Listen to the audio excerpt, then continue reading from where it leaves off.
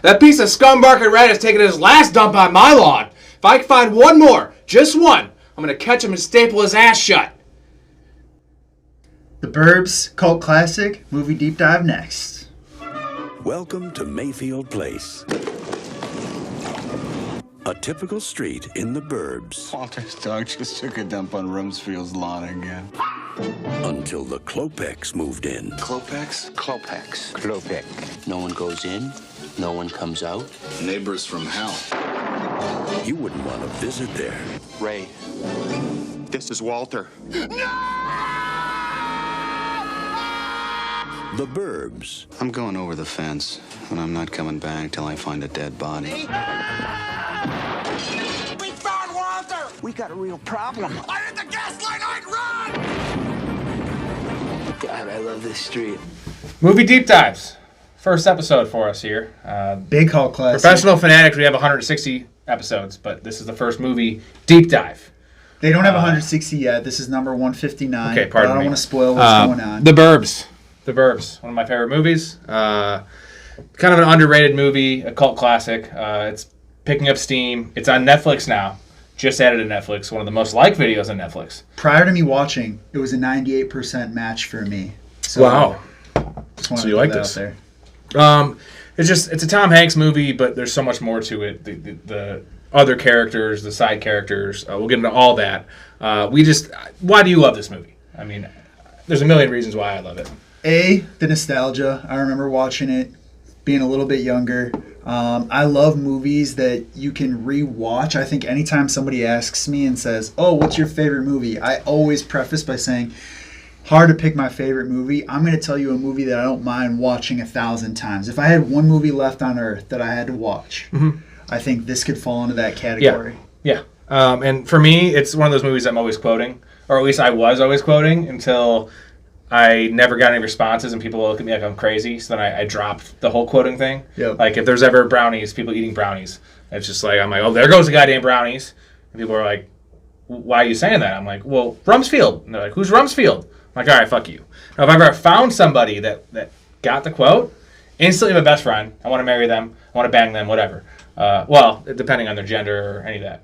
Whoa, all right, hold on. So, anyways, the Burbs. Yep. The best. Finally getting the respect it deserves. And we're from the Burbs, both of us. St. Charles, Suburban Illinois. nice. So it hits home to us, right? And we understand. You know, it was filmed in '89. From '89, we're a little younger, but we grew up in the '90s in the Burbs. Similar, right? It's not like it is now. This is kind of right in our wheelhouse. So why it's great though is living in the Burbs, growing up in the Burbs, right? There's always those stories that we make up about our neighbors. And it's passed down from friends or an older brother down to us, and it just almost one of like the game telephone, right? Like it always just gets weirder and weirder and weirder, just because maybe their house is different or you don't see them or whatever. Like in this case, you don't see them, so they just automatically get snoopy.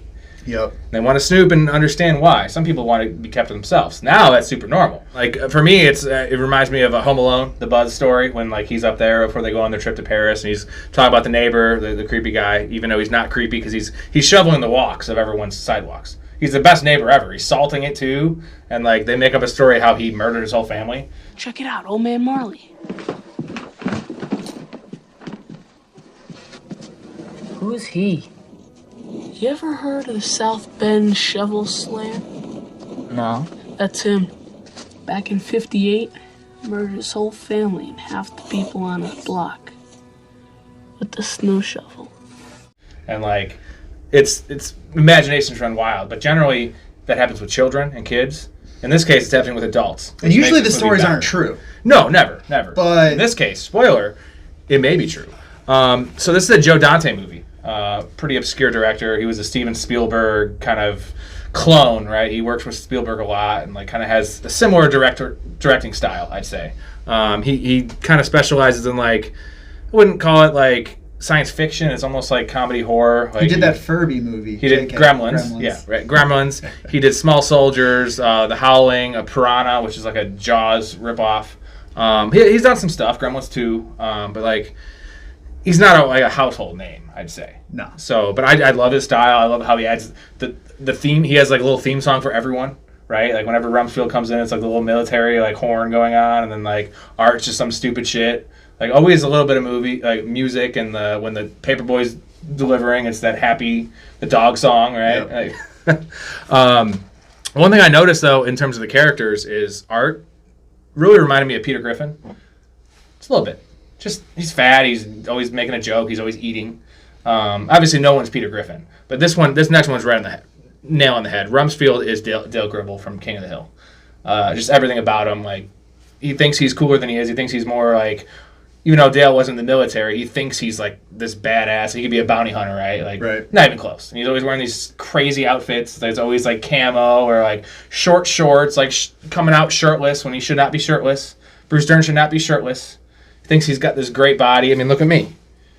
I'm doing full. R.I.P. dads who used to mow lawns with no shirt on. Yeah, I mean, days are over. my buddy, his dad used to mow in just a Speedo. Hilarious, dude. He used to clean the gutters out in a Speedo, and I'd be down there, and I look up, and he's just in a fucking Speedo. Jeez. Yeah, pretty fucked up there. Okay, I do have a quick story time with Rob for you.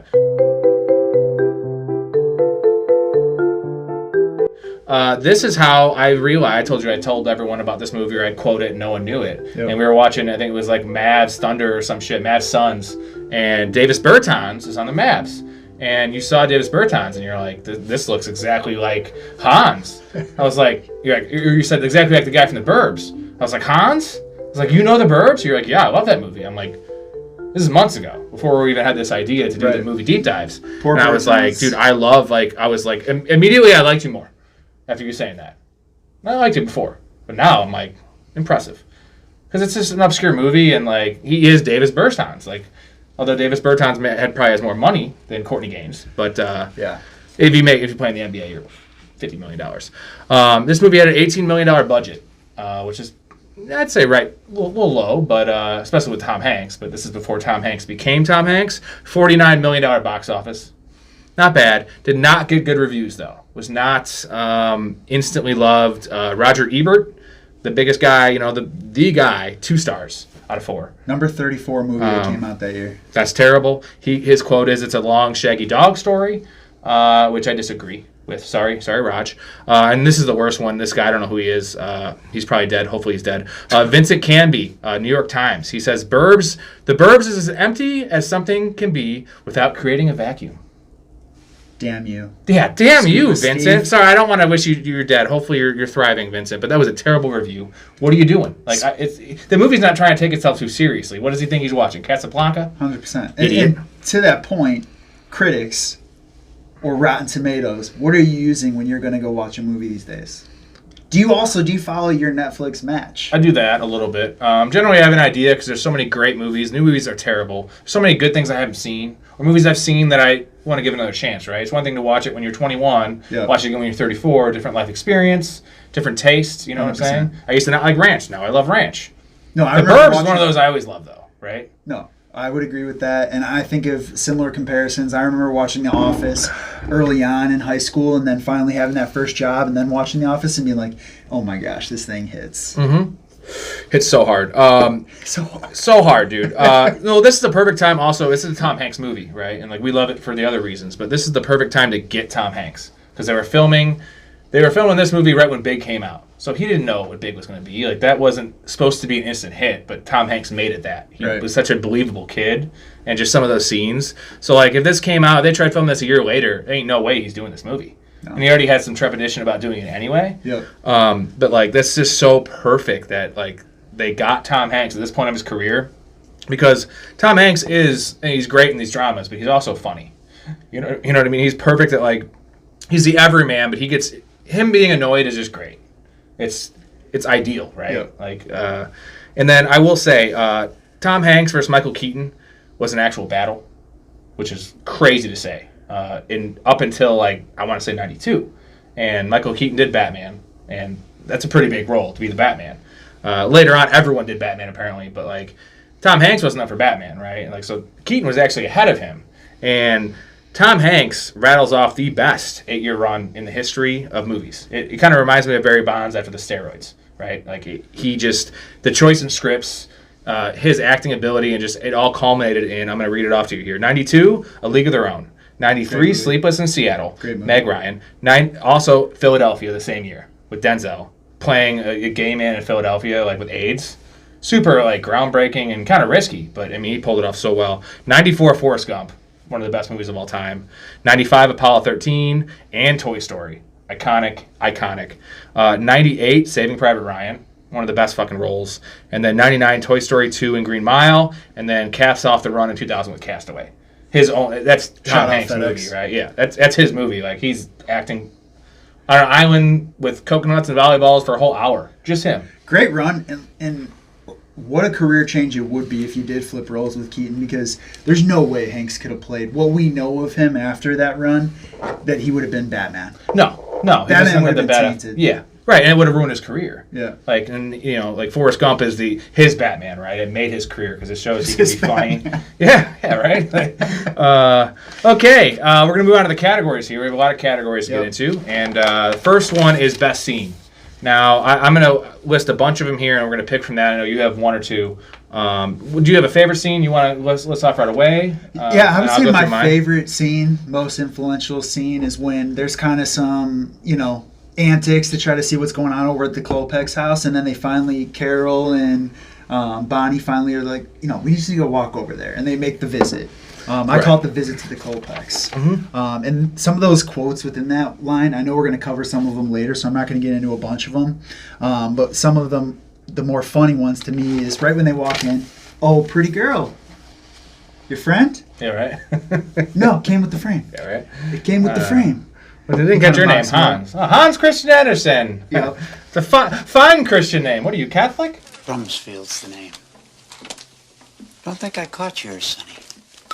Hans. Oh, a fine Christian name. Hans Christian Andersen. What are you, Catholic? I don't know. Yeah, Rumsfield's going through the whole house. He's knocking on pipes. It's amazing. I mean, got somebody tied up in the old cellar, do you, Rube? The most quotable of all the scenes. I'm going to start chronologically here with the best scenes in my mind, and then I'll go with my favorite here. The first is just meeting the neighborhood. And I will say the first scene's nice with the zoom in and then Hanks hearing the sounds. I like that opening scene, but it really starts with the paper boy, and then you meet the neighborhood. You see Feldman getting ready to paint the house. That Rumsfield entrance that I tried to copy, is just the best with War Machine going. I think you did it better. Maybe? No. Thanks. Oh. And then just everything about it, and then, you see Walter out there. Hanks is just watching all this shit unfold. He steps in the dog shit. Oh, Miss Rumsfield, be careful, Quitty. God damn it. Uh-oh. Walter! I love that dude. Walter's dog just took a dump on Rumsfield's lawn again. And then going into Art eating breakfast, trying to pop a few of the crows, as he says. And just Hank's delivery of Art's got a gun.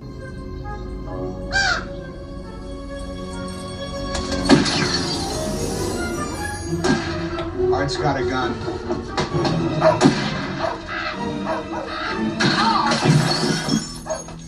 Hey, hi, Ray. What are you guys eating in there? It's just like everyone's just like, oh fuck, of course he does, right? Like typical Art, like just No in your shotgun. backyard shooting things, almost hits Hanks, destroys that light bulb, and just him eating the food is just unbelievable to me. Oh, you know how Suzette is about her bird feeder. I mean, these crows start crawling up out of nowhere. She's all over my back to get rid of them. Oh, the crows are too big for the bird feeder, she says. I don't remember seeing crows around here Oh, before. big bastards, too. That's why I got the gun. I'm going to pop a few of them. So why didn't you go with... Like he eats in the span of what is Disposal. it? Is it 3 minutes? He's eating French toast, right? Ribs. He's eating sausage, and then he goes to the fridge. The best thing is he throws the empty syrup bottle in the fridge, puts it in the fridge, and grabs a new one, and then he eats leftover ribs, and then also grabs the dog food that Carol's putting down.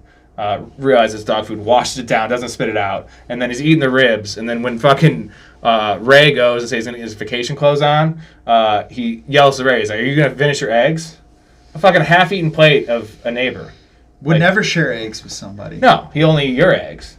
But it's like, he just ate all that. He probably already had breakfast. That guy's not skipping a meal. No. And and then after that, when they're in the garage, he's like, "You want to go to that? Want to go to the deli and get one of those beefs?" Yeah. Guy can never eat enough. Then I have the bees doorbell scene, just where they finally see Hans and they're like, okay, let's go say hello. Just mostly because Art calls them chicken. Right. And then just them, the bees, and then Rumsfield spraying them down. Run to me, run to water.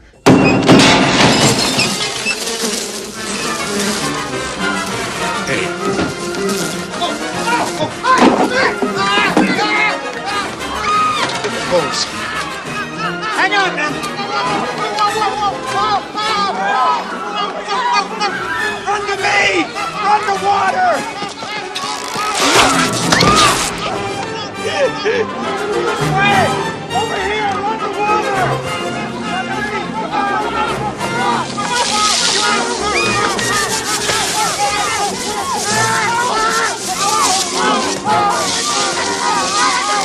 And just it's beautiful. Like you can't really do it much better. There's not much to that The scene. number sign. Yeah, the 666. over. Beautiful. Then I have the next scene is spying and the garbage, bashing the garbage when Hans not only takes the garbage out, drives it out, bashes it with a fucking stick.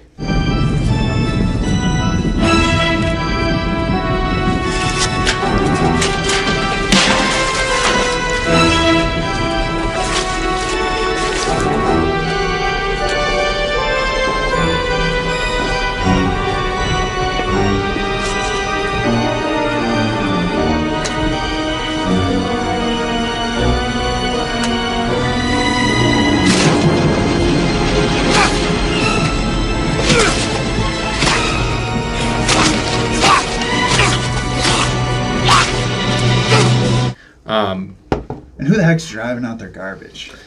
No gravel road, short driveway. If it's a body, you would, but I don't think it's a body. We'll get into that later. And my favorite part of that scene is before the even garbage bash. After Art tells a story about Skip, Hanks goes in and he's like, I'm going to do something productive and watch television. And Art and Rumsfield are playing this stealth mission, right? And he's acting all stealthy when Feldman's watching with his girlfriend. He's hiding behind this tree and like there's nowhere to hide from. And then when he actually gets Tom Hanks, he's just knocking on the window and like waves to Bonnie. Like, so great. He's being stealthy in the wrong times. Yep. Like maybe try to get Hanks in another way. I don't know, ring the doorbell maybe, and then act, I don't know. So great. It's perfect art, right? And then I have the ding dong ditch scene / fever bone. Just amazing that adults are doing ding dong ditching. Yeah. And like sliding a note under the door. Like that's not that casual. Like it's not undercover at all. Like you know it's one of the neighbors. Daylight. Is ding dong ditching still a thing, or No. did that pass? No, I used to love doing it. I like TPing more, but like it's in the middle of the day too. It's like you know what they're doing, Right. Like it's not fucking 11 o'clock at night. No. And then just Hank's acting in the femur bone scene, just because Art did not know he put the letter in Walter's mail slot, and Rube saw him do that, so he's just like they're gonna suspect me, but I can't even try to. They're gonna suspect me. See, they're gonna think that I did it. Yeah, they are. Why? Because the old guy, He saw me write a note and put it underneath Walter's door, so now they're gonna think that I did it! You wrote a note and put it under the... I didn't know that. Well, it doesn't matter. It doesn't matter because we got him on the run now. Now they know that we know that they know that we know. Yes, it does matter! You did it, but they're gonna suspect me! They're not gonna... And he's just so annoyed. Just the beer cans.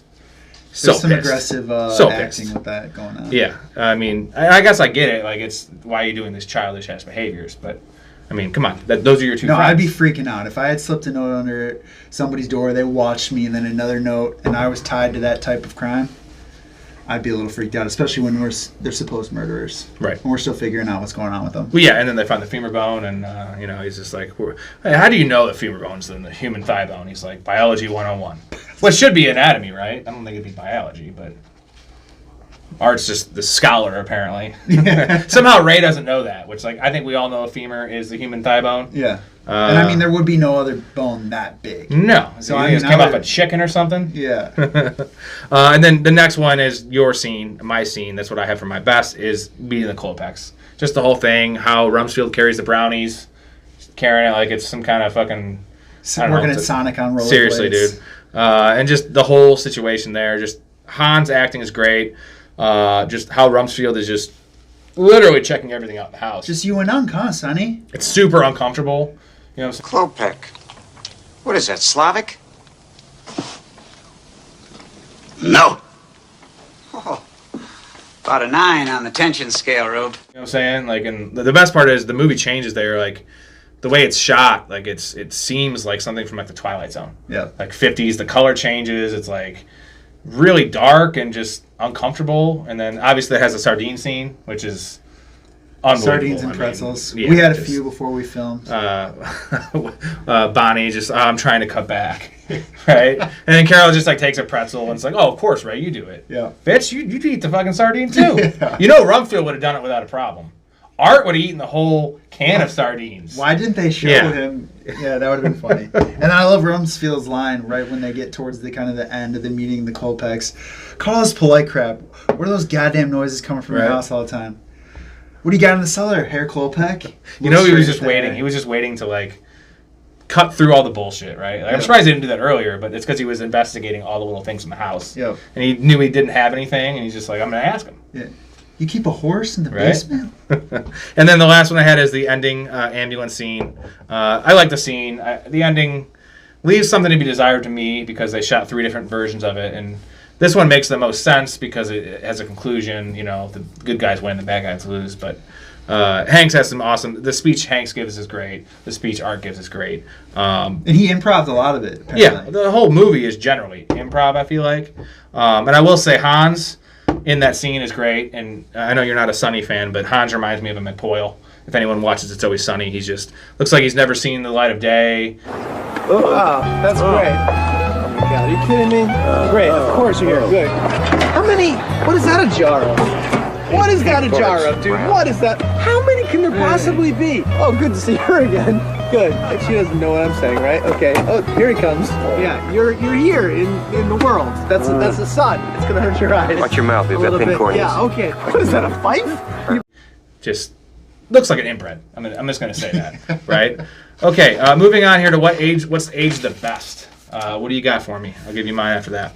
Neighborhood antics, those are still going on. I think now more than ever, because sure, you had your neighborhood kind of trolling around and whatnot, but specifically wondering what's going on with the neighbors. Yeah. I know personally, I sent my girlfriend a text the other day, a clip of Lil Wayne's album saying the block is hot because I was sitting there creeping on what's going on. I had some dude who got into a police chase, crash his car into 2 cars, look it up, crazy. I got neighbors acting weird. You know, there's always going to be neighborhood antics. I don't know a single soul who's like, oh yeah, the 2 neighbors next to me and the 3 across the street, they're all angels. Yeah. There's one. Well, I have a Burbs house right across the street. Now, it's 2 older guys that their mother just passed away, but they were living at home with their mom in like their late 50s. And it just looks like the Burbs house, not as decrepit, but like the same kind of style. Yet their lawn is impeccable and my lawn sucks. So they probably think I'm the Burbs house. But like, they're just, think you're they're just weird dudes. Like, at least I have like people over and I'm like social and I have a lawn to mow. I just have some leaves in the yard and, Anyways. Fertilizer. I need to, yeah. My age the best. I have a couple here, more than a couple, but it's the opening scene. Just the pan in, the zoom in there, the into Hinkley Hills. I just love. It's like I had it on here. It's like the original Google Earth. Like before Google Earth happened, it aged the best because Google Earth became a thing. And they did that shit in '89, which is actually pretty impressive. And I'd spent a lot of time trying to figure out where it's at because you could see the Mississippi River. You're like, okay, that's Illinois. This has to be Iowa. Which I'm pretty sure it's determined it's Iowa, right? Yeah. Or like maybe East Nebraska, something like that. Middle Iowa. America. Yeah. Late 80s, just the late 80s, early 90s Burbs. It's just, we grew up in, mid 90s Burbs, but like, it's similar to that, right? It was, people didn't work as much back then. I feel like people had more free time. Everyone was flourishing, you know what I mean? Like, no one's really worried about money. All the people in this movie aren't working. Right. Ray's on vacation, but like Rumsfield's a retired war vet. Art is God knows what. We'll get into that later. Tom Hanks' career aged the best, just because this is the perfect time to get him and what he became. And it wasn't because of this movie he became Tom Hanks, but it's just like such a nice spot for him to play this just everyman. That's what he does. That's what he specializes in, right? Just being the everyman that gets annoyed and is like the voice of reason. Yeah. Even though he gets driven to the most insane place because Art in his fucking ear, right? The set, I just love the set. They've used it in quite a bit of things. Monsters. Yeah. Desperate Housewives. It's been used. I just like using an actual set, man. No green screen, none of that bullshit. It's real movie making right here. Right. Like I feel like it lets the characters kind of nestle in to be, okay, this is our way of the land. This is where we're filming.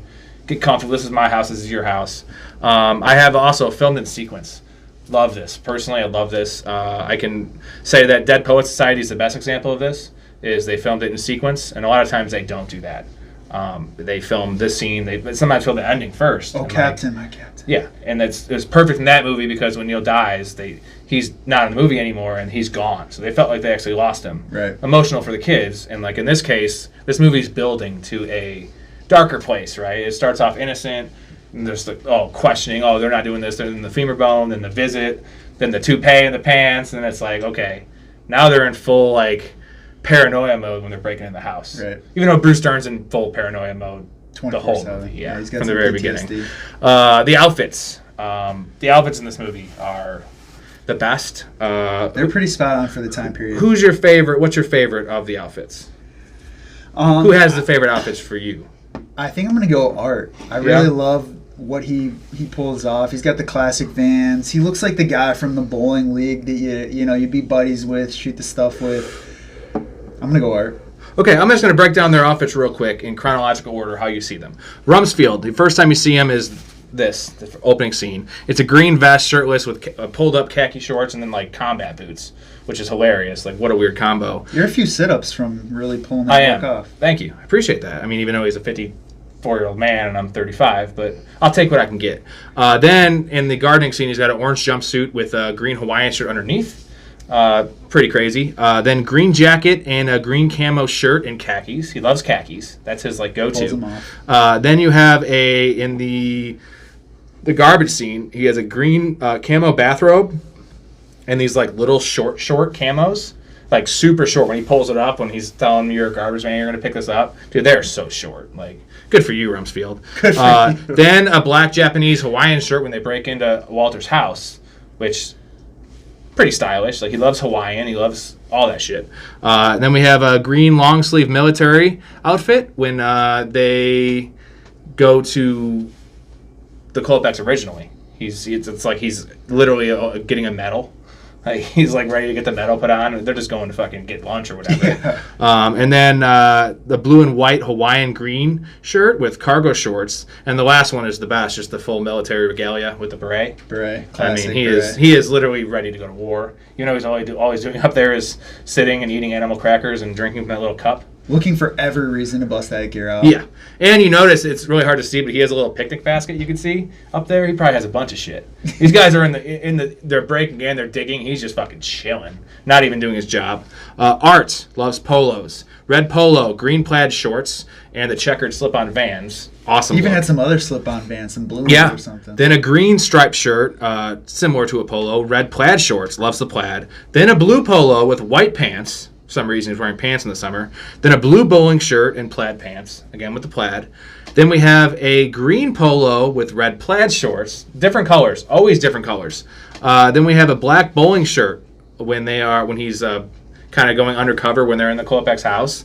All black, but it's a black bowling shirt. And then like dress pants, like black dress pants, because he probably didn't have any black pants.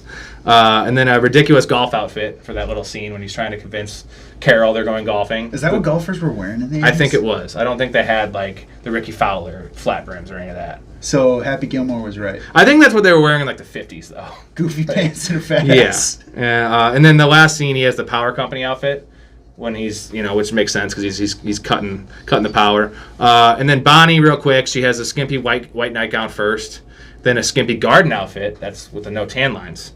Then another skimpy nightgown when the garbage happens, and then Dick Miller's like, yeah, naked ladies walking around. A two-piece halter top, which is not as skimpy, but still, it's of course showing her midriff.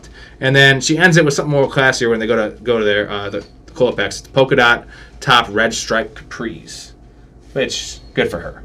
But I just love how, like, especially Art, this movie takes place in 3 days, and he has fucking 7 outfits. He's doing 2-3 outfits a day. A lot of laundry over there. A lot of laundry. And then the last thing I had here is just Hank's getting mad in this movie. I feel like it's the motivation for Woody. It was, they're like, oh, this is perfect because Woody's always pissed in that movie at Buzz, and like the way he yells is incredible.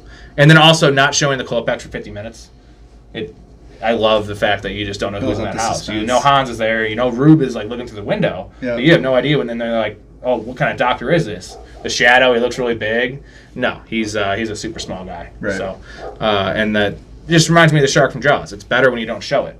If you show it right away, then it's like, oh, these guys are probably innocent. But Right. you have no idea who's in this fucking house. Anything else for Age the Best for you? No, I think you summed it up pretty well. All right. Age the Worst. I'll let you kick off this. Neighborly visits. They're done. Yeah. You know, I think I don't have a doorbell, so had somebody knock on my door, A, I'm not coming to the door, but No. B, let's just say they decided to be so bold to knock.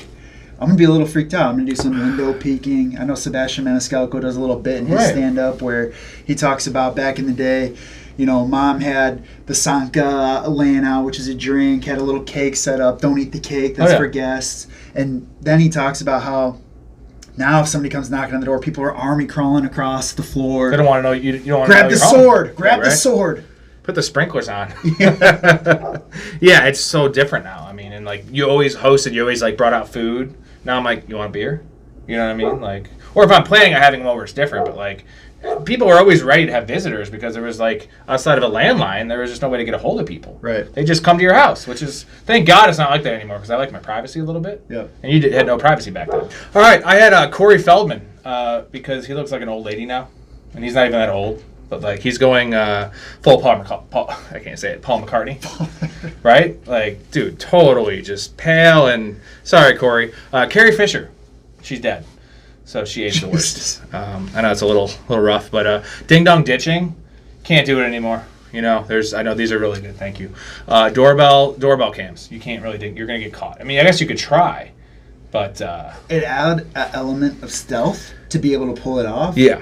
But It used to be a thing. nothing Always like do the it. classic, just go hang out in the bush across the street. So you can see the reaction. Yep. Ding dong ditching isn't half as fun if you don't get to see the reaction. Also, I had animal crackers. Now, they used to be big. I used to love eating animal crackers, the little box. I haven't seen animal crackers in forever. Just to talk to them. I'm sure they still exist, right? Yeah. But like, have you seen them? I don't know. Maybe it's because they're too old. But I eat goldfish. I'll check next time at the grocery Yeah, store for you. let's get some. We I'll buy should you have been munching on some here. Paper boys. Now, papers in general are gone, so there is no paper boy anymore. It's the worst. They're gone. Sorry, even though it was a staple. Good job. Everyone needed their paper. That paper boy is terrible, by the way. Fucking almost hitting Hanks, almost hitting Walter. The coffee toss. Love the coffee toss. Oh, yeah. It's great. Casually smoking at Walter's house. That one might have aged the worst of all of them because... Smoking in general, anywhere. Yeah, even smoking outside, the health effects, but like, as I'm vaping. But not only is Art smoking in Walter's house, he's smoking a cigar. Worst kind of smoke. You're not getting that out of your house for days. No. And like, if they're trying to be stealthy about going into his house, they're breaking a window and he's fucking smoking a cigar. Wow. I mean, that's art for you, and that's the 80s for you, right? Like, you mean, take it back a little bit, you smoking airplanes, hospitals, schools. Crazy. And then the last one I had was there's only one black person in this movie. At the end, the detective. I mean, that tastes the worst because Seinfeld had the whole show with barely any, and like now you just can't really pull that off. Yeah. It's going to be attacked by people like me. I just did it. So. Yeah, I just did it. All right, nitpicks, problems, issues we have with this movie. I got a lot of problems with you people. Now you're going to hear about it. And as much as I love this movie, a lot of holes, mostly because the script, the writer's strike, the script had a lot to be desired, a lot of improv, and a lot of like just scenes they shot that just don't make some sense, even though we love the scenes. So what's your biggest nitpick, or what do you got? You lead us off here, bud. I have a couple. I just think in general, and mine are more just like doesn't make sense in real life type nitpicks. So I think of like who goes and just is willing to go walk over and meet that type of neighbor. I think it's a situation where you wait for them to come outside, and I know that was limited. But I would have definitely not gone over there with any brownies and said hello. No. Because I wouldn't have known what was going to happen. They get over there, there's a bloody handshake, there's all this stuff, which I get they deem as paint potentially, but yeah. I know what paint smells like, and if it didn't, I'd be sitting there crapping myself. Yeah. And then, is there an association in this neighborhood? Who's there to kind of, I feel like Art. all neighborhoods back in the day. Is the association. Yeah. He's measuring everyone's mailbox and like making sure nothing's too close to the property line, keeping the lawns up to date. Well, that's an issue. Yeah, you got to do that. Can't that's leave a the nice trash out. You can't leave the trash out all week. Yeah, that's a nice neighborhood too. Yeah. So, is that all you had, or do you have any problems? No. I had originally the Klopex. They have Walter's toupee after he slipped it back in the mail slot because they were getting Walter's mail. My question is, why were they getting Walter's mail? Now, maybe they didn't even say it was his doctor, like he was Walter's doctor. Maybe he knew him, but it's a mail slot. So the mail's not going anywhere. He wasn't delivering it to Walter because we see Walter come home, and the mail is still at the Klopex. And the Klopex aren't even home. So maybe just leave it there. I don't know why that happened. So like that. Yeah, it's already in the house. It needed to be in the plot, to have them be suspicious. Maybe they had an old man pack, Because that was the turning point for Hanks, right? Like that's why he originally lets the guard down to the girls, saying he agrees with the girls because he knew he had the fucking toupee in his pants. Right. You had that in your trousers all day. Yeah. Ray, it's just a figure of speech. So when Rumsfield says we're not all here, the old man from across the street, we don't know where the hell he is. He says that to Dr. Klopek, who clearly knows where Walter is. So why doesn't Dr. Klopek just nail that on the head and just stop all this business and be like, yeah, he's in the hospital? No, that's a very valid point. Very big sign of guilt. Yeah, and he just doesn't say that. So and because obviously they were suspicious of him because he keeps on saying it to him. Right. And then the femur bone. When they find it, why not call the cops? They know it's a femur, definitely a human bone. Know they got it from underneath the fence. Vince got it from under the fence. Like, call the cops. I think they would have, but that bone was licked clean. Yeah, it's not about DNA. It's just like, why is this bone in your backyard? Yeah, true. Unless the naps were killing people, which Hanks may Maybe think. it was just a dog bone. Maybe the neighbors threw it over the yard for the dog. Another one, Art says he talked to the real estate broad who sold him the place when he's eating the breakfast. And at the end, Dr. Klopek says that they didn't want to sell the house. They took the house from them. We took the house from them. So my question is why there would never be a real estate broad? Maybe because they weren't trying to sell. True, but maybe the realtor was trying to get them to sell. Who knows what was going on in there? And just a nitpick for me because it's like those two things don't. It's hard to correlate to connect those two, but I connected them. Math isn't adding up. There you go. And then why do they all have to go to the university when they left, including the dog, the horse they have in the basement? Yeah. Leave the horse at home. And also, I will say, PETA had to be up in arms over this because they're keeping a dog in a hot car. Or is Hans staying in the car? But that's also like child endangerment, right? Because Hans is not all there. So are they leaving the AC running? I don't think that car had AC. So there's just a lot of questions there, and it makes sense for the plot for them to all go. Right. Because if you got that horse in the basement, I don't know if they want to break in that house, man. That dog was tackled Ray. Oh yeah. That was a big dog. Big dog. Big horse. Little horse, big dog. I will say the backdrop. So this is the set in California. It's supposed to be Iowa. It's clearly California. It reminds me of Halloween, how there's palm trees if you look in the background. Yeah, actually, there's some license plates, some California license plates if you really look. And, really? Yeah. It's totally California. And they say it's Haddonfield. They brought in some leaves, but so in this, the backdrop behind their house, it is super hilly, super California. It is not. There are hills in Iowa. Are there? I'm not a topographical expert. Been there? But I've been to Iowa. Okay, I haven't, so maybe I'm talking out of my ass. But it's similar to Illinois, right? You saw plates. No, in Halloween there's the plates. Got you. But isn't Iowa just like Illinois? Yeah, but even Illinois, not in the background of my house. Burr Road? Those are hills, but not these are like California hills, dude. It's like a little mountain. It's like foothills. We don't have foothills here. No. Okay. Stop trying to nitpick my nitpicks. Star Rock? Yeah, okay. All right, so Rumsfield has one job. At the end, he's the lookout. Gentlemen, we are on alert. He's the lookout. Right. He misses the Klopeks pulling up. Before they go to get the cops, they have their lights on. They're all the way to Ray's house, which is pretty much even with him. And they back all the way up slowly. They turn their lights off, but you can see a car without its lights on. Clearly, Rumsfield had one job to do. He didn't do it. I'm surprised he didn't have more gear as far as walkies or Well, they had the walkie and he had the scope, but he wasn't even using it. And it's just funny that he was so into directing them over the fence. Red Rover, let Ray go on over. Even though they were already going over the fence, he had nothing to do with that, but he's so proud of himself. Task Force 1. This is Eagle Eye. You are all clear. Roger, Eagle Eye, we're going over. Roger. Red Rover, Red Rover. Let Ray go over. Good. Now, Red Rover, let Art go on over.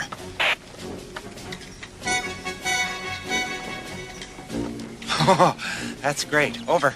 Yeah. Like, oh, okay, gentlemen, we're good. Like, that's just so Rumsfield to me. Like, he's just useless, even though he's thinking he's the whole like Master, operation. yeah. He ain't doing shit. Commander-in-Chief. He had one job, he missed it, and like he caught Walter coming home, but so did Corey Feldman. Right. So like Corey Feldman actually did a better lookout. All right, so internet research here. Queenie. Also played in Silence of the Lambs the year later. So pretty celebrity, more celebrity than the last if you ask me. 2 roles. Great roles. Shitting in Rumsfield's yard. The close-up, right? It gets a close-up. Right. They give everyone up, but yeah. Beans. You said it was beans. Okay, Yeah, so it wasn't they actually didn't want to poop. step on it, but still. Wow. The dog also very well trained. I wish my dogs were the same, but Yeah. What do you got for kind of research you got? There wasn't much that I found.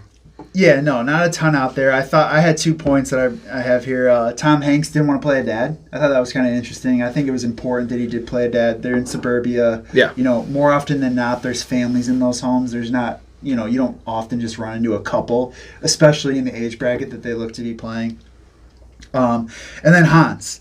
Hans was cast, Courtney Gaines was cast apparently by the director without an audition, without anybody else going for the role. Purely based off face. Not shocked. He already had children in the corner under his belt. And he did a hell of a job, too. So they got lucky on that one. Yep. Right? Because he looked the part, but if he didn't have those subtle movements, and even the last scene, when he's driving the ambulance, like he looks evil. He's like a real Hans. We didn't see the real Hans. We saw like the subdued, like scared Hans. Right. The real Hans was obviously, he was probably the one killing people. He's probably a cannibal. This was filmed during the writer's strike. Partially due to why the script and some of the scenes are kind of mismanaged. But again, this is why we love this movie, because it's like the blemishes make it what it is. Richter Common and Hanks did not get along. I'm shocked by that. But I like, think it helps with the chemistry potentially. it was essentially the chemistry they had in the movie off screen. Where it's like everything I've heard is Hanks is a super likable guy, real easy to get along with. And like I see Richter Common as like a lovable guy too. Kind of just like an idiot. Like a John Candy type. I don't know why people didn't... why didn't they not get along? Maybe it's because Tom Hanks didn't want to be in the movie, right? And he's like, I gotta work with this fucking guy, this no name. Right. And, yeah. But, I mean, it worked out for the best. I will say, Hanks and Carrie Fisher already had a role together. In 1984, they played the Red Shoe. So they had some of that chemistry. And I know you're not the biggest fan of Carol in this movie, but... Did you know she had a wig on for most of the That's movie, crazy. apparently? That's crazy. And her it hair looks like her natural hair. She was short already, right? Yeah, a lot of the cast wasn't aware that she even was wearing a wig because it was so close to her regular hair. Huh. And the last one I had, this is a great one, is Wendy Shaw, Bonnie, is Francine from American Dad. So, Haven't seen it. Yeah, but she's the blonde wife of Stan Smith, right? She's essentially the Lois in that show. And pretty similar character, actually. But it's so... Seth MacFarlane was a big, big fan of the Burbs. And there's a couple cutaways he does, and this is the reason Wendy Shaw got the job, I'm sure. He probably loved this movie. He's like, I need a housewife. Wendy Shaw. Perfect, right? Because Stan works for the CIA. Perfect, parallel there. And there's a cutaway that I didn't even realize, a Family Guy cutaway, copying the Bruce Dern falling off the roof scene with Stewie. Everything lines up perfect. He falls off, he hits both sides of the roof, shoots his gun. He does an AR, of course. And it's just at the time, I obviously saw it before, and I'd seen the Burbs so many times years ago, I never put 2 and 2 together. But doing some research, I was like, that's that scene. And he obviously loves this movie. Francine, Wendy Shaw. Right? It's not that far when it was comedy. No, 100%. So there's a reason did about they, this in movie, that right? Family Guy cutaway, did they have the neighbors come run over there? Because I Ricky don't was think almost so, quick to right? run over there before he even saw him fall. He's the one that yelled his name, Yeah. for some reason. Hey, Rumsfield. All right, moving on here. Swaggy P heat check. Now, Swaggy P was a chucker. He's one of those bench guys that comes in the game and sometimes has Nick 16. Young. Nick Young. What I call him, Swaggy Young. No, you call him Swaggy P. I'll just let people know. He'd come in, sometimes go 4 for 5 and have 15 points in 8 minutes. Other times he'd go 0 for 5 and just shoot the team out of the game. So this is a bench player, this is a reserve that kills it. Heat check, right? Comes in and just says, I'm going for this. I don't give a shit how many lines I have. I'm going to kill this. Who do you got for yours? My heat check, definitely when I think of a bench role that was important, I've got 2. I love Hans. I think without him in the movie, there's a whole different dynamic of what a neighbor looks like. You really need a guy to look crazy to play that type of role and draw that type of attention. Almost sinister, Oh, I mean, Children's Corn freaked me out. Basic movie, creepy dude. And that really was what sets it over the edge. And then also Ricky Butler. Some of his lines, kind of funny. Yeah. He sets up some funny stuff. Yeah, he's borderline because he is a bench role guy. He's almost kind of like a miniature narrator for the movie, too. Yeah, it's almost through the lens of his eyes. Yeah. And I did read that they had a lot more scenes filmed with him and they kind of took him out. I think necessary. They told him that he had some of the biggest parts in the movie, so the most important parts. So he was happy. Okay, I had Rumsfield, but he's in it too much. Can't have Rumsfield, but this would be if Rumsfield wasn't in the movie as much, definition of a heat check. Yeah. But mine is Uncle Rube. Just his delivery, he's just almost seems like he's in a different movie. Like Quite the hair himself. Always just like the 9 on the tension scale. Like nothing is delivered softly. The way he stares at Hanks the entire time of the visit, he just can't take his eyes off him. You are the one who lives next door. And Hanks is like, yeah, like that is for me the definition of this heat check. Is just this guy, he's going for it. Brother Theodore is his name, the actor. I guess he's been in some stuff, but like super small guy, almost like a weird dark Dan DeVito type. Okay, overacting award. For me, this one's real easy, and I have it for a specific scene, but it's almost the whole movie is Tom Hanks. And mostly in the femur scene. I can agree with that. He's so upset about it and just screaming, like, they're going to suspect me!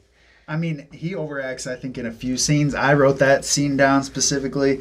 I also got all the beer can crushing he's doing. Yep, same squeezing scene, cans, throwing them down. We've got, did I say the bee scene?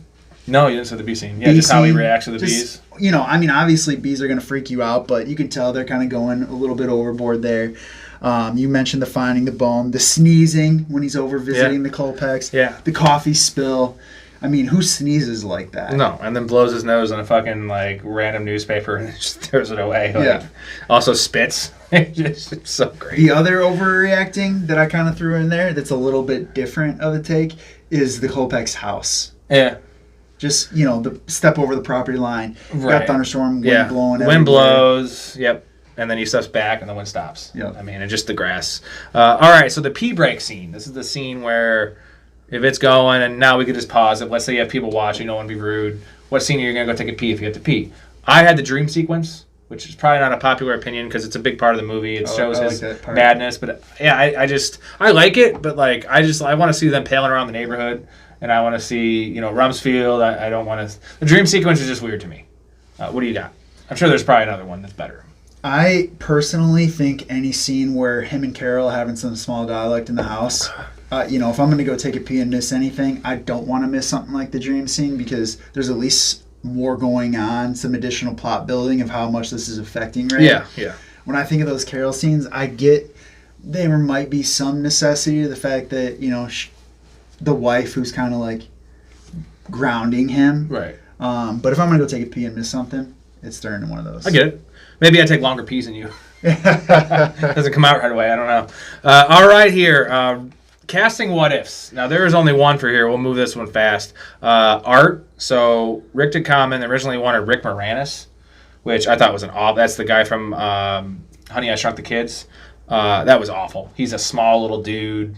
Not good at all. Yeah, it would have changed the whole role. He's not funny. He wouldn't be eating. He would have, Yeah, it wouldn't be believable also. No. You want to see that guy wearing polos and shit? No, I want to see this fat dude wearing small clothes and just being funny guy. Yeah, playing that role. You need the fat guy. You need the fat funny guy in that movie. And yeah. Rick Moranis is not that. Okay, moving on to Recasting Couch, which is who we would want to replace an actor or actresses in this movie if we could choose. Not that we want to, but if we had to, right? If they had to bow out, who could have done it? Maybe not better, but could have done the same job. Yep. What do you got? I've got a few takes on this. Yeah. So I'm going to start with my first two, and then I want you to circle back to me on this next piece here. But in specifically talking about Tom Hanks, and now this might have taken the movie and turned it a little more comedic, but given the era, I think it would have been kind of funny to see Bill Murray playing Tom Hanks. I know you kind of subtly hinted at it as well, but Art's role being John Candy, I think had John Candy came and done the Burbs, they probably would have grabbed Ducommun and thrown him in Great Outdoors at the same time with Dan Aykroyd. That would have been nice. Although I'd like this universe better, right? Like I want Candy in that. But like I feel like Candy would have been just as good, which is crazy to say because John Candy's iconic. But Rick Ducommun crushes this movie, right? 100%. This is crazy. We're saying we want Rick Ducommun over this guy, who's let's say a Hall of Famer, right? If they had it, he's a Hall of Famer. Yeah, I think when you have that many names that come out eventually, I think it doesn't become that cult classic that it really did. I think they casted these roles perfectly. And what I love is that essentially Ducommun is just art. He had Groundhog's Day. He was in Scary Movie as like the drug addict dad. But like I love when when these characters just become the actor. He almost seemed like he improv the whole movie. Yeah, he was just him. He was just him, right? Yeah. So but it pigeonholed him where it's like he'd have to be that character in every movie, which is fine, right? But like he didn't have anything else, so this is just like this is just fucking art. Right. Rick D is art. So for me, I had for Ray, believe it or not, for Tom Hanks. If I didn't have Tom Hanks, Steve Martin. I could see Steve Martin at this point in his career be perfect for it, right? He's the same like Planes, Trains, and Automobiles. Steve Martin is essentially the same character as Ray. It would have been kind of funny to see them. I don't know exactly when Planes, Trains, and Automobiles came out. If it was before, I believe it was before. It was probably right around there, man. 87. But it would have been funny to see that same duo, John Candy being Art. Yeah. Right. See how it played out. Tom Hanks. Yeah, dude. Look at you. That'd be nice, dude. Yeah. Yeah. Hanks and Ducommun and that. That'd be funny. Yeah. Yeah. In a different universe for sure. And also had possibly Chevy Chase. I don't like this one as much. Just because I feel like he takes too much. He's a goofball. Yeah, too much of a goofball. But he could have done it. Fletch is now popping up on my recommended watch. Yeah, I know. People love Fletch. Bill Simmons did Fletch. I need to probably watch it. It's one of the few I haven't seen it either. So for art, I had John Candy. Also, I had Dan Aykroyd. Okay. I think he could have possibly done it. Not as fat, but like Dan Aykroyd's solid. I mean, what's funny is Dan Aykroyd. There's a movie called Neighbors, like before the new Neighbors. It's Belushi and Aykroyd. Yep. Pretty good movie. And Belushi's actually like playing the Tom Hanks role, and Dan Aykroyd's the crazy neighbor. I don't know if you've seen it, but like he gets his car stuck in a bog. What about? I'm gonna throw this one out there. What about Randy Quaid? Where would he have fit? Oh, yeah, Randy Quaid for sure. Quaid art. Yeah, because Independence Day was 95, so 6 years. Yeah, I don't know what he was doing then, but because Christmas Vacation was around that same. No, it was Christmas Vacation. Quaid then. Same time. Yeah. There we go. Yeah. Nice, dude. Nice. He could have definitely done this. But again, we want to have the guys we have in this. Right. 100%. For Carol, I had Sally Fields. She could be a good nagging bitch, I feel like. Okay. And then Walter, I like this one a lot. Walter, I had Walter Matthau. Grumpy old man. Yeah. Like, I want a little bit. That's the one spot where I want a bigger star. Is that the Dennis the Menace guy? Yeah. I want a bigger star. That's perfect, right? Like. And that's the guy that I don't even know the guy's name that did this one, but like he was okay. No, he was Queenie. You have it down. Oh, perfect. Okay, best quotes. Wait, no, we gotta circle back. I have in the recasting couch. If there was a remake in the 2000s, I'm picturing Adam Sandler and the Happy Madison crew remaking this. There we go. David Spade, Rob Schneider. Rob Schneider plays the kid. Yeah, right. He plays Dave. You just like dress him up and he's just Dave. Just picturing them in that role would be hilarious. Or David Spade would have to play Feldman's role, right? He could. Like the burnout like teenager. Who would be his neighbor then? Or I mean, Art. Who would be Art? Art would be the issue. It would be Chris Farley, but he's dead, so it'd have to be the King of Queens guy. So, but back in that time period, it could have easily been Chris Farley, and that would have made it for. Yeah, with that crew, remake, which is a super sad. Not to get on a tangent. I love Farley. My dog's named Farley. Like the Grown Ups thing. That would be Chris Farley instead of Kevin James. Yeah. I don't mind Kevin James. Kevin James like, would be a good art potentially. Yeah. I like that. He'd actually probably be a better art than Chris Farley because Chris Farley would have too much energy. He'd be like, this guy is just doing an 8-ball of cocaine every scene, and like he wouldn't be eating because he'd just be like, I'm fucking high as shit.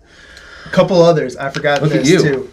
Will Ferrell and John C. Reilly bringing the Step Brothers duo into it. I like that. I just think they bounce off each other super well, and I think they would be quite the characters as far as neighbors. And then a dark turn that I forgot to mention in 1989 for when the scene was actually filmed. Clint Eastwood for Rumsfield. Ooh, yeah. A little Gran Torino type. Gran Torino, Rumsfield. dude. He's killing them all right away, right? He's like stealthily like, oh, they're doing something. It would take a rough turn, but a turn that I wouldn't mind seeing a glimpse of. He could have done it. All right, best quote here. I have a lot. I'm going to go through some of mine, and I want you to give me your best. How many do you have? You just have your best quote? I've got 3. Okay, my first one is there go the goddamn brownies. And this is one I've used. I use a lot of these all the time, but anytime someone's eating brownies, I always use this one. Another Rumsfield here. It smells like they're cooking a goddamn cat over there. Amazing. I'm going to start to use that one now. And again, Rumsfield loves goddamn. It's like 7 or 8 times, which doesn't seem like a lot, but he doesn't have that many lines. So, like, anytime he's upset when he steps in the shit, God damn it. Yeah. Paint your goddamn house. It came with the frame. And just not only the quote, just the way Rumsfield backs him into that fucking frame to knock it over. Like, he's just literally just on top of him. Like, Hans is so, like, submissive. And then one of my favorite ones that's super random is it sure was damp today. Like, if you're ever in an awkward, I've used this before. If you're ever in an awkward moment, like, it's the dumbest statement ever. Like, if hot is one thing, or like cold or rain, like damp, or humid is one thing, but like damp, what does damp mean? That's probably something you say in like a shit cabin. That was a Bonnie quote. So, or no, that was a Hanks quote, and Bonnie's like, "Yeah, I just can't do anything with my hair." Even though her hair is like perfect. All right, give me some of yours. What do you got? We kind of touched on it a little bit when Ricky yells up to Rumsfield on the roof, "What are you doing with a gun? Shut up and paint your goddamn house." And then Ricky's buddy's like, "Hey man, I gotta work in a couple hours. Right. You know, what's going on?" And he's like, "Ricky, get this lame-o off my yard." Hey, lame-o! The best part before that, he's like, hey, dude, Rumsfield, what are you doing with a gun? Yeah. Like, the way he prefaces it is just like, well, like, you don't really need the gun. You're just on, you're watching, but he needs the AR for effects, right? You never know. Even though it ends up only backfiring because he fucking breaks his window. Yeah, shoots out the car window. I had a fine Christian name, Hans Christian Andersen. And what are you, Catholic? Like that whole just little thing there. And then about a 9 on the attention scale there, Rube. Beautiful. Yeah. Like he could have said 10, he could have said 8, he said 9, like almost up there, but just like because it was in my mind that's a 10 on the attention scale because I would never respond to any comment like that. Like, right. Fucking A. The modern day getting a little salty over there. Yeah. Klopek, what is that? Slavic? Great. Is it Slavic? I think it is. We need to do some research on that. But yeah, like, they never read. But the thing is, Rube answers undeniably no to that. Like, just very angrily no. I can't even. No! Klopek. What is that, Slavic? No. Oh, about a 9 on the tension scale, Rube. I can't even do it. And then one of my favorites is I figured a man's furnace is his own business. Which is just hilarious because they break into his house, dig up his backyard, they do all this shit, and then he draws the line at, I didn't look in the furnace, and they didn't look in the furnace, right? But like he's like, that's where I figured it's your own business. Right. A couple others I had, when Art's climbing the pole as the electrical guy, and he's like, "Art, do you know what you're doing up there?" He's like, "Safety's my middle name." Yeah. He's like, "I thought his middle name was Lewis." Yeah. Or Rumsfield when he's grabbing Hans at the end, he's like, "Spent 18 months in a bush. I'll snap your neck." Right. I'm surprised he throwing a goddamn neck in there. He should have. One of my favorites, this is a weird one I added late, was after watching it a million times, was when they're at the garbage truck, and he's like, "Well, I saw him last night digging." No, they're like, "They must have switched the bodies." Like, "I saw him last night digging." He's like, "Digging like grave diggers. I told you they're ghouls."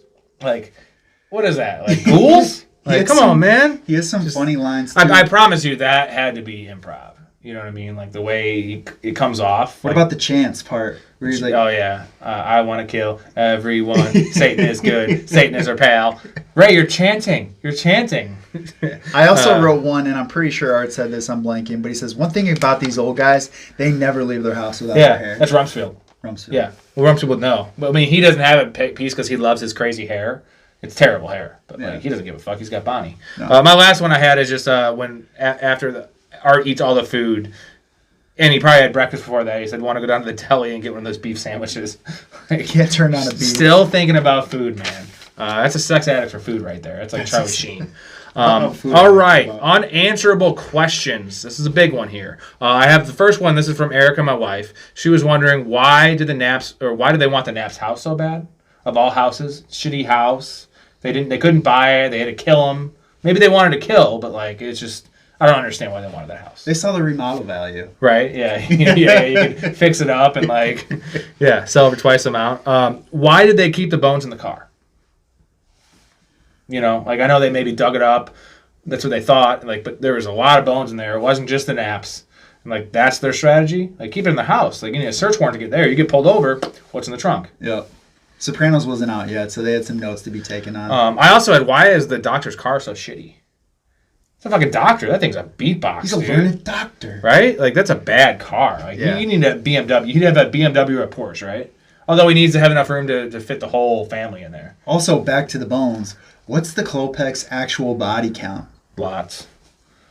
17, maybe. I mean, we can assume the Knapps probably are only 2. I mean, those were big chunks. Yeah, we can assume the Knapps are 2. It seemed like they didn't have a kid. So, unless they had like a cousin living with them or something. 2 times 7, right? Yeah, 14. Yeah, and they didn't kill Walter, but they were probably doing this for a long time. Yep. Because they had the furnace and the super sweet furnace. So, was there an actual body in the garbage bag that Hans smashing? When he carries it, it looks like it's a body, but yet, like, we know they burn up the body in the furnace. Right. So, therefore, it wouldn't be a body. It'd be bones, and you wouldn't need to smash it down. You could just... You can't stamp a body. No. And you definitely, in bones, you wouldn't have to because it'd be fitting, like Tetris. Right. So, I don't know about that. And does Art have a job? And also, what is Ray's job, right? Like, I think Gotta be an accountant, maybe a buyer or something. He's definitely in a cubicle, right? That's why he's having this mental breakdown. But, like, what's Art's job? I had down here Neighborhood Watch. Like, I don't know if that existed back then. But it's summer, so maybe he's some kind of teacher, like gym teacher probably. Gym teacher. Like, not an actual teacher. Even though he did go to Biology 101.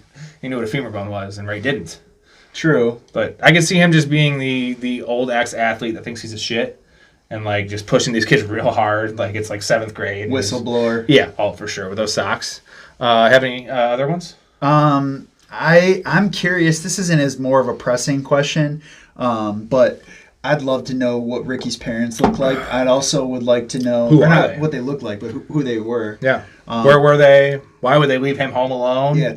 Art, I'd also like to know who Suzette was. Speaking of Suzette... His wife, yeah. Who do you think would play Art's wife? Oh, that's a good one. I feel like you have something for me here. The look in your eye. Roseanne. Oh, Roseanne. Yeah. Dan? Yeah. Art? I can see the train. Roseanne and Rumsfield just fighting the whole time, right? Yeah. Like, as long as Roseanne was playing Roseanne, like, they would not get along. And he didn't want to go, because... Right. He'd rather chew broken glass. Exactly. I mean, me and Suzette and their mom for a weekend? Are you kidding me? I'm eating here. Yeah. I also have here, is Ray the best carpenter of all time? Because he has the tools that Carol's dad gave him, the little toolbox. Yeah. And at the end, when he's like, when I get out of prison, I'm going to help you rebuild your house. He's like, I have the tools. Very Amish of him. Those are not the tools to rebuild a house. No. Okay? Those are the tools to build, like, maybe a swing set. I mean, like, not a house, man. How much did Ricky actually paint? 3 days, right? He had 3 full days to paint. The first scene when you meet the neighborhood. I think he only painted the stereo, and by accident. Right, and whatever landed on the ground. But there's a scene, I'll put it in here, when Rumsfield was on the roof, which is the last day, there's a post. And all the paint we see is white that spills.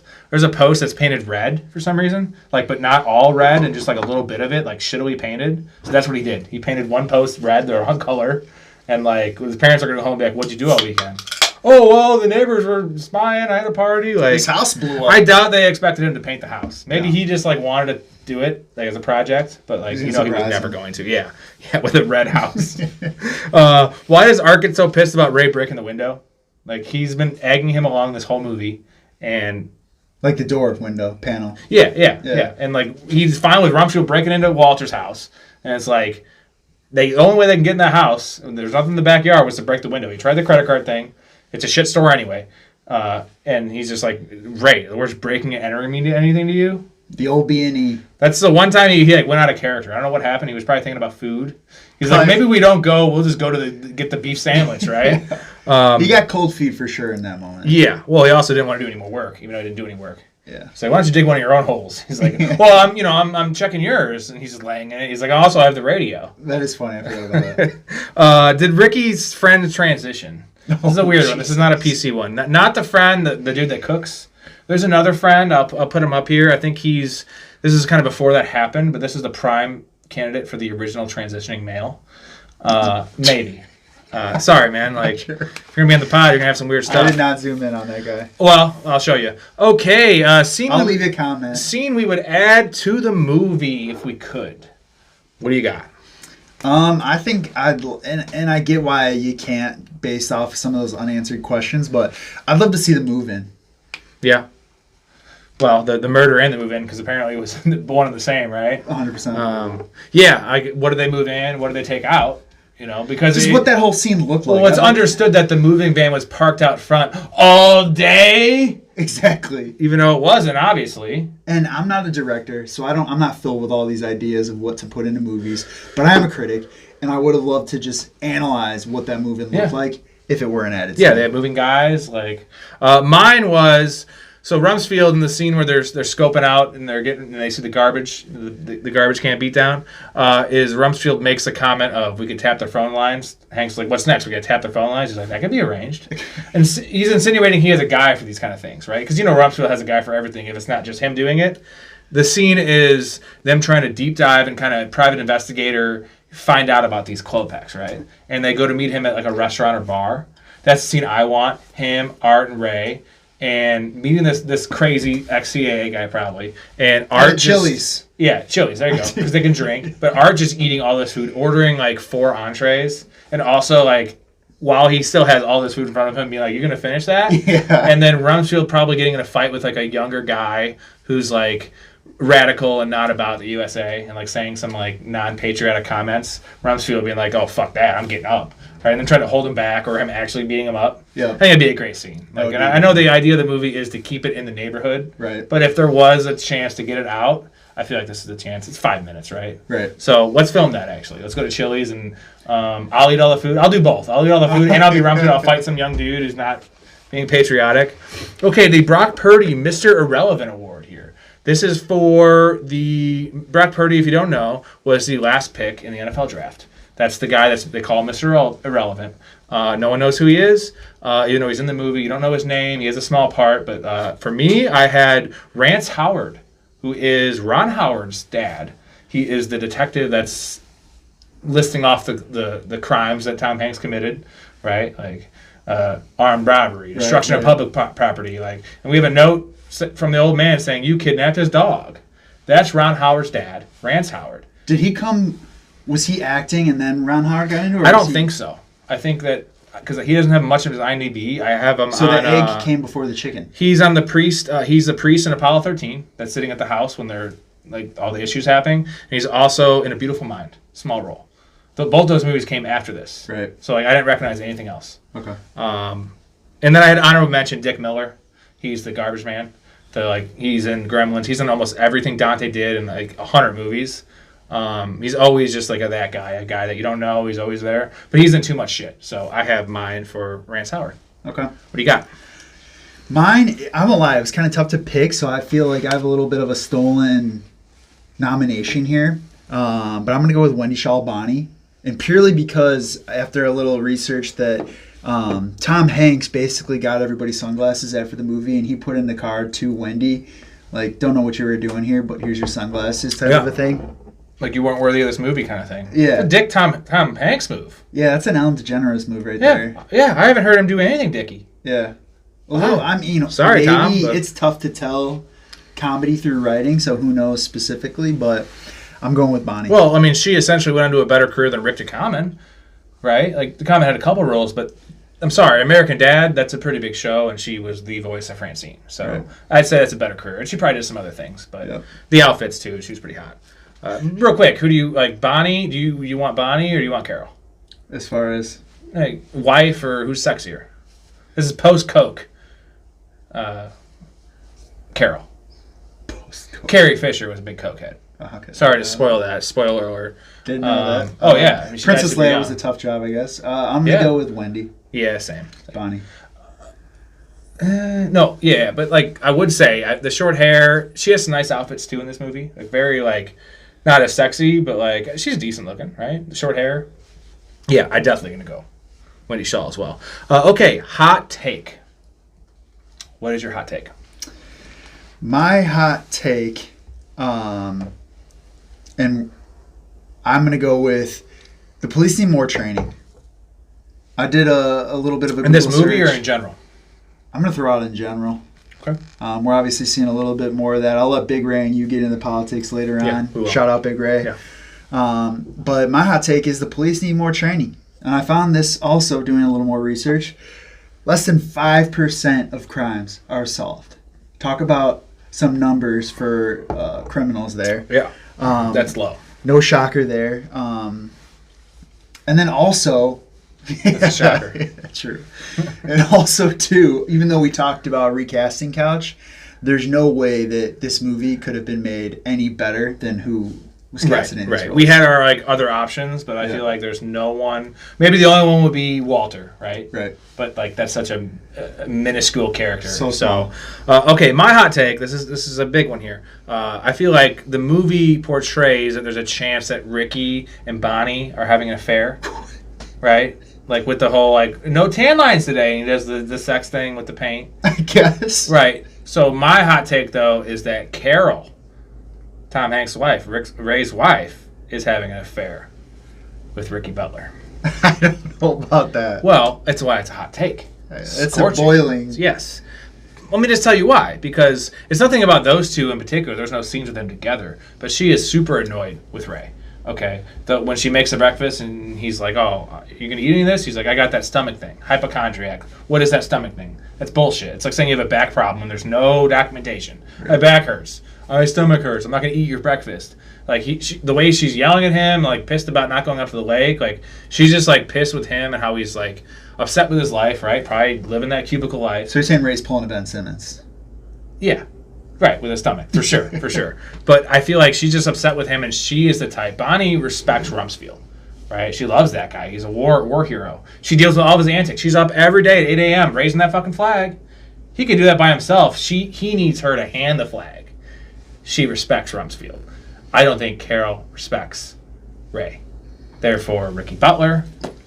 I will say, Erica wanted me to add this in there. She thought it was more likely that she was sleeping with Art, and the whole fact that she loathes him and all those things is an act, which I just can't see it because Art's not attractive in any way. I'm not saying that Corey Feldman is, but at least he's like a younger guy, right? Like, I'd probably rather bang Corey Feldman than Art. Noted. Right? If he was 18.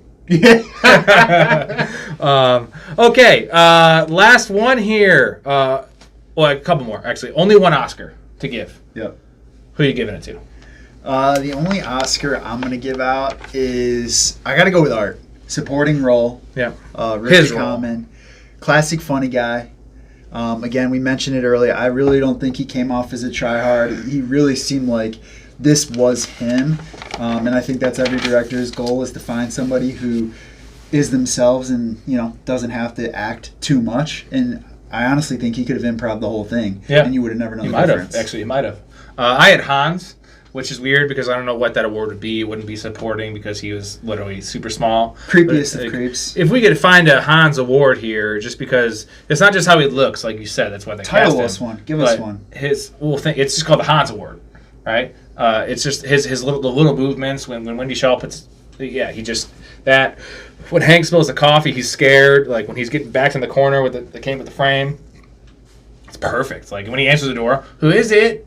It's just so, dude. It's so great. It's so pure. And then when he needs to be evil, when he needs to run away, like when he's driving the ambulance and he has that evil look, like it's really great. I mean, he makes the movie, and like in terms of the villain, more than the other two do, right?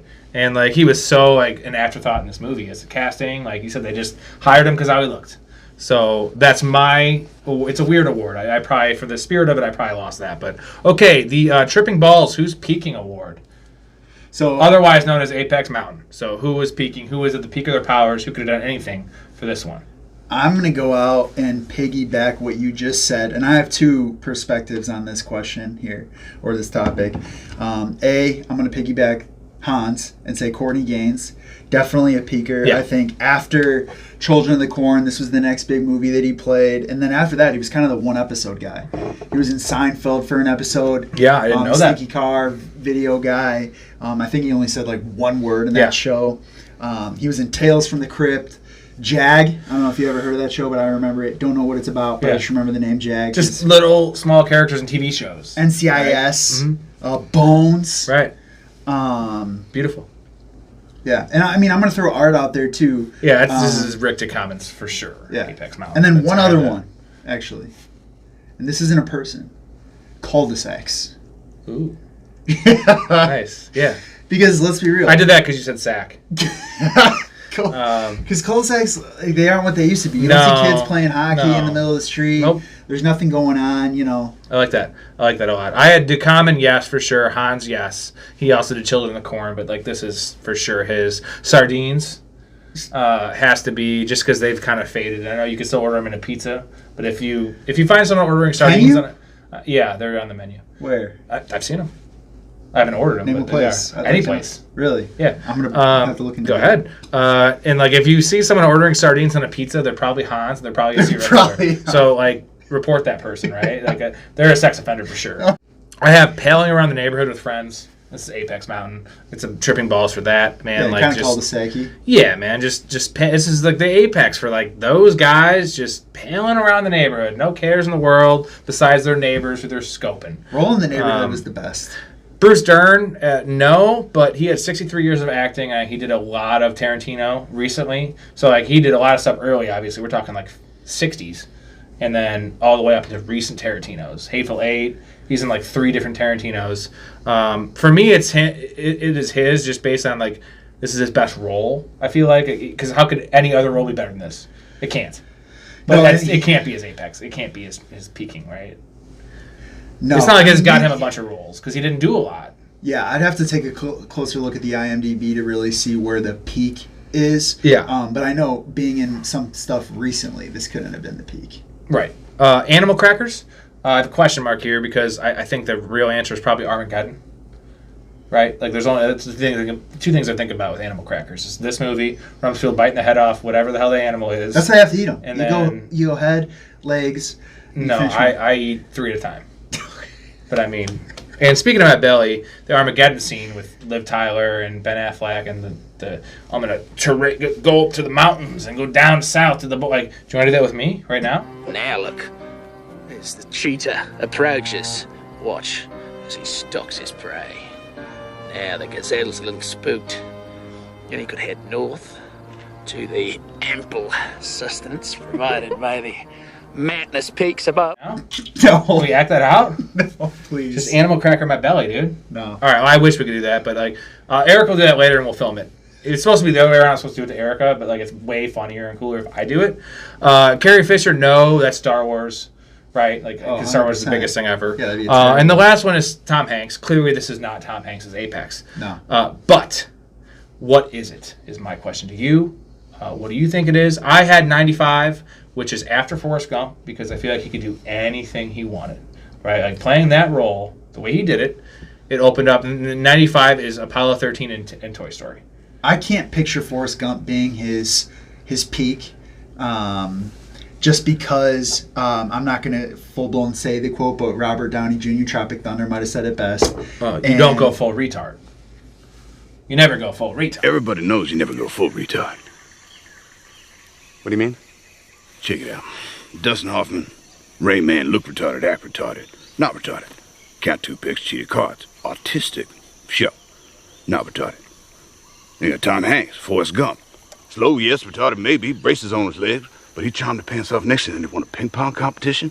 That ain't retarded. He was a goddamn war hero. Right. You know any retarded war heroes? You went full retard, man. Never go full retard. Retard. Potentially. Like, even though he went half retard, let's be honest. No full retard could do what he did, man.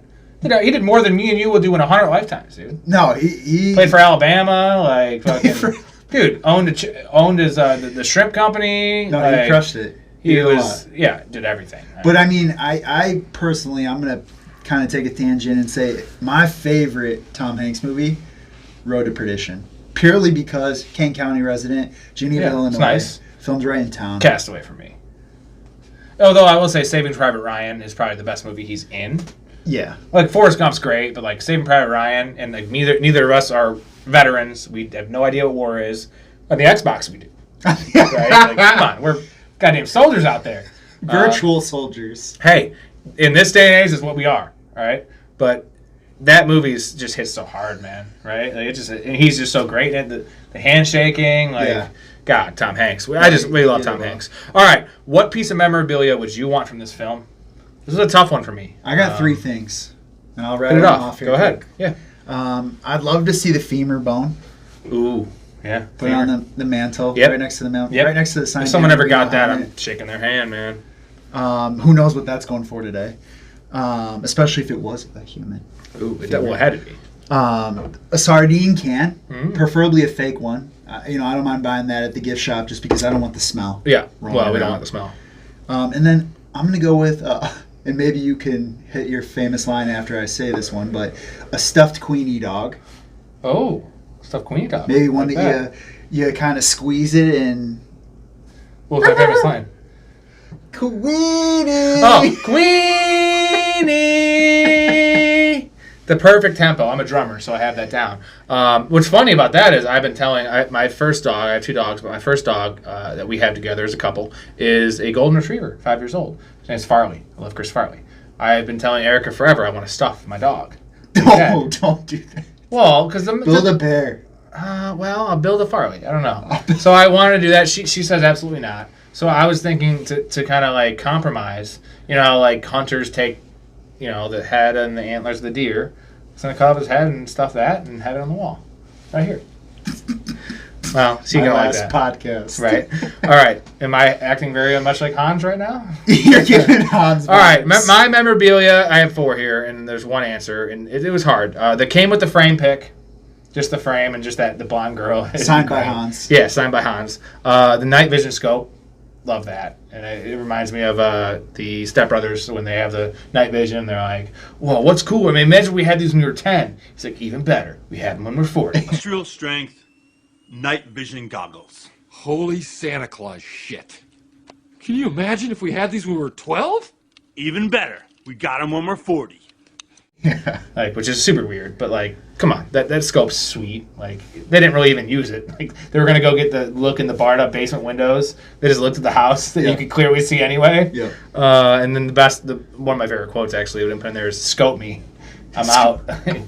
That garbage is going nowhere. We'll get it first light. Dr. Klopek's painting. I like that painting. The operation scene. Pretty good painting actually. I wonder if he actually painted that. And then Walter's toupee.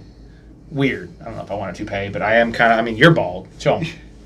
I'm going bald. He's embraced it. You could. Yeah, I'm fine. If I cut my hair, look good. All right. My answer for mine is night vision scope, just because it's kind of cool equipment and it's worth more than any of the other ones. Came with the frame pick second. And lastly, we have who won the movie. I have Bruce Dern or Wendy Shaw. I probably should have art. I should have Richter Common, but for me, Bruce Dern. Don't worry. Ooh, nice. Bruce Dern he won the movie for me because it's one of my favorite characters of all time, and it's epic. And I wonder when he passes away. Hopefully, it's not for another 10 years. He's 88, maybe another 12 years. Let's give him 100. I feel like this is what I'm definitely gonna remember him for this. But I wonder what he's gonna be remembered for. Because I'm not a film historian, right? I don't know what he did in the 60s. Yep. But that's mine. When I think of Rumsfield, I have a Rumsfield art combo. When I think of Rumsfield, and I just thought of this, I'm getting Major Payne. Yeah. And Clint Eastwood. Yeah. Combined. Major Payne's pretty good. Yeah. Terrible movie, but. Terrible movie. Yeah. But you see what I'm saying with that. And then some of the art lines and why I think he kind of won the movie per se that we didn't mention as far as best quotes, but when Ricky scares Ray and he's like, "Could you jump any higher, Spudwood?" Slam dunk. And then he has this line right at the end about suburbanites, which kind of hits home. Yeah. You know, because those suburbanites, we're on the lookout. Yeah. I think the message to us psychos, fanatics, murderers, nutcases all over the world is do not mess with suburbanites. Because frankly, we're just not going to take it anymore.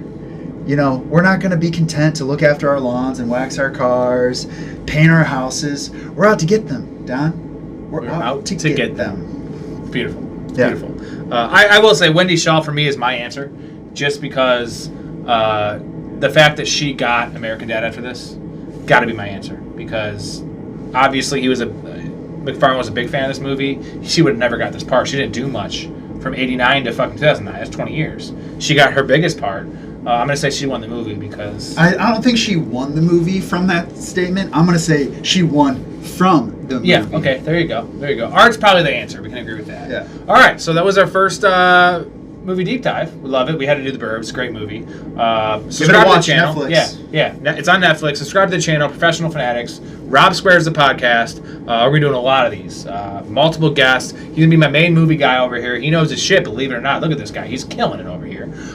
We have a lot of good stuff coming for you in the next 4 months. We're mostly fantasy football, but we do a lot more than what fantasy pros will do. They ain't doing this. I'll tell you that much. So it was great. It was fun. Thank you for watching. Leave a comment. Yeah, favorite leave a comment. scene. Favorite scene. Anything you want us to do, leave it. If you want us to do a movie, if we know it decent enough, we'll watch it. We'll do it. Comment on anything. We'll respond. We've probably already seen it. Let's be real. Yeah, but we need to watch it more. I've seen this movie so many times, but we'll do the work, right? We'll do the work. We'll put the work in. All right, man. It was a good time. Where are you going? It's just starting to get good. Going away for a while, Reggie. We should keep an eye on the neighborhood for me. You betcha, Mr. Peterson. No problem.